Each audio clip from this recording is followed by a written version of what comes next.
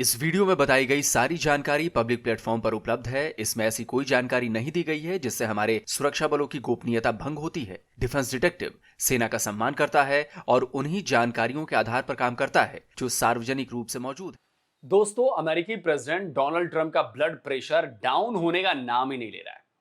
Tariff को लेकर भारत के स्टैंड में कोई बदलाव नहीं आता देख ट्रंप और ज्यादा फ्रस्ट्रेट हो रहे हैं, आग बबूला हो चुके हैं। अब ट्रंप साहब कह रहे हैं कि भारत ने अमेरिकी प्रोडक्ट्स पर भारी टैरिफ लगाया हुआ था। But India has, you have to understand, for many years it was a one-sided relationship. Only now, since I came along, and because of the power that we have with tariffs, India was charging us tremendous tariffs, about the highest in the world. They were about the highest in the world, number one. And we therefore weren't doing much business with India, but they were doing business with us because we weren't charging them. Foolishly, we weren't charging them. So they would send in massive, everything they made, they'd send it in, pour it into our country.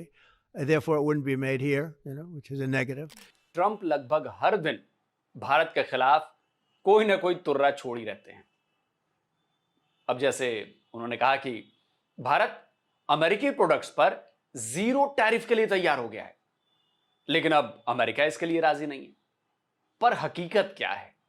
हकीकत यह है कि America के साथ trade deal पर अभी बातचीत किसी नतीजे पर नहीं पहुंची है। बातचीत जारी है और यह नवंबर तक खिंच सकती है। असल में ट्रंप इस तरह के झूठ बोलकर अपनी इज्जत को बचाना चाहते हैं। वो अमेरिकियों और दुनिया को यह बताना चाहते हैं कि भारत अमेरिका के आगे झुकने के लिए तैयार है, लेकिन सच्चाई तो वो खुद भी जानते हैं और इसी वजह से वो भारत का नाम सुनते ही भड़क जाते हैं, बौखलाने लगते हैं।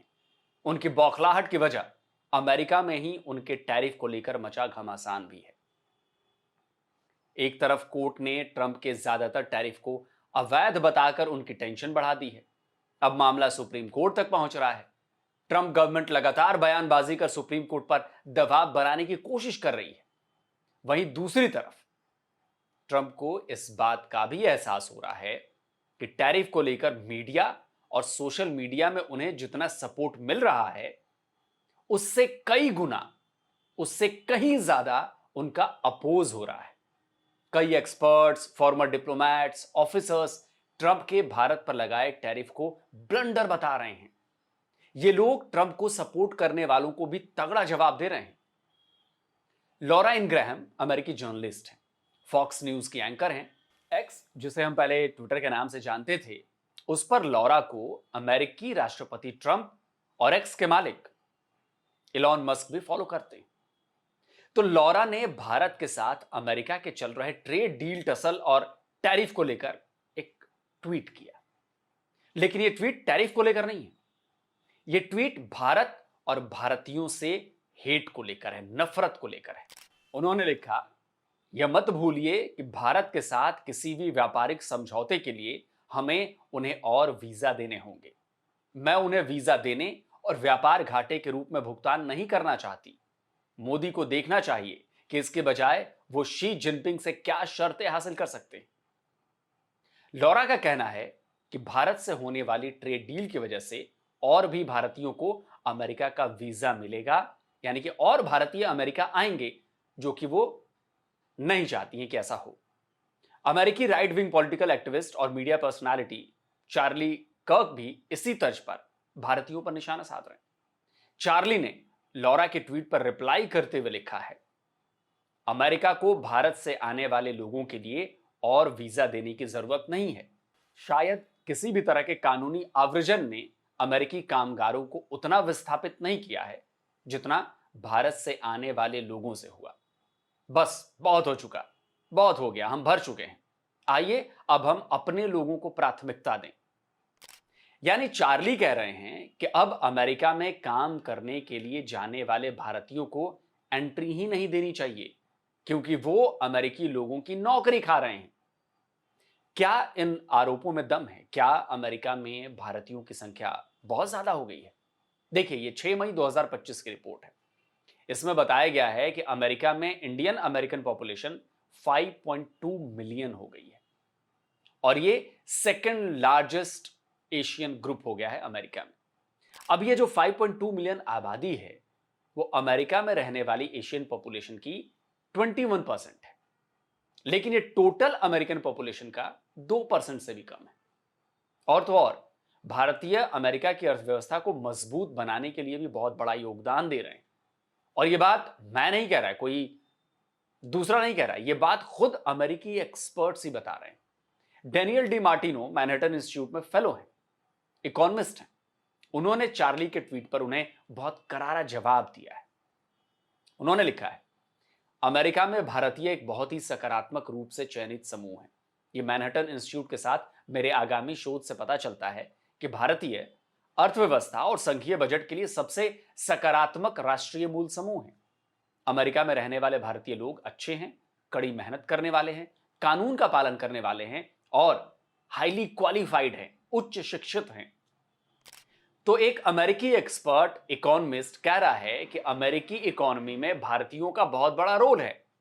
कुछ साल पहले यूएस सेंसस ब्यूरो ने अमेरिका के एथनिक ग्रुप्स की हाउस होल्ड इनकम पर एक सर्वे किया था। इसका मैं आपको डेटा दिखाना चाहता हूं। इसमें सबसे ऊपर आपको इंडियन अमेरिकन नजर आ रहे होंगे। उनकी हाउस होल्ड इनकम $1,05,000 है। उसके नीचे फिलीपींस के लोग हैं, इसके बाद ताइवान, श्रीलंका, जापान के वो लोग हैं जो अमेरिका में रह रहे हैं, अमेरिका में ही काम कर रहे हैं।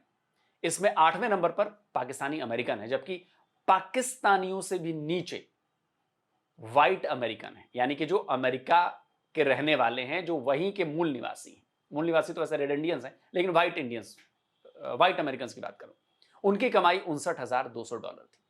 अब ये बात अमेरिकियों को बहुत चुभती है।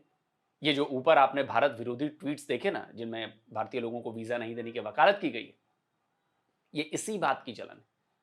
लेकिन एक अमेरिकी जेम्स ब्लंट ने इसी डेटा को अटैच करते हुए एक और ट्वीट किया। उन्होंने लिखा कि वो आंकड़ा जिसने वैध अप्रवासी विरोधी दहशत को जन्म दिया, भारतीय अमेरिकी $1,00,000 की औसत आय को पार कर गए हैं। शिक्षा और कमाई में एशियाई सबसे आगे हैं। इससे क्या साबित होता है? अमेरिका समृद्धि को जन्म देता है। यहां कोई भी जीत सकता है। विजेता निर्माण करते हैं, हारने वाले शिकायत करते हैं, पतित लोग पतित ही रहते हैं। अमेरिका आपको सिर्फ इसलिए तकनीकी नौकरी नहीं देता क्योंकि आप यहां पैदा हुए हैं। आपको अभी भी कौशल की जरूरत है। जिनके पास कौशल है, उनसे नफरत करने से आपका कौशल सुधरेगा नहीं।